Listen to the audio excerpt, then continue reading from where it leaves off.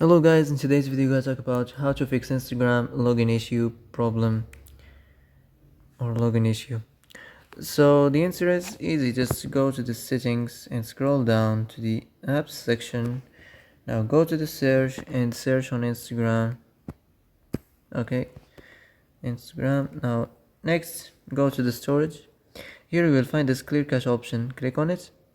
And as you see, you can go check it if it worked. If it didn't, you can try to restart your phone, and if it did work again, you can try to clear data. But be careful, when you clear data, all your Instagrams data will be deleted. This includes all files, databases, settings, accounts, etc. So be careful. So that's it for today's video. I hope this is the answer you've been looking for. And if you like this video, don't forget to like and subscribe, and see you in the next video.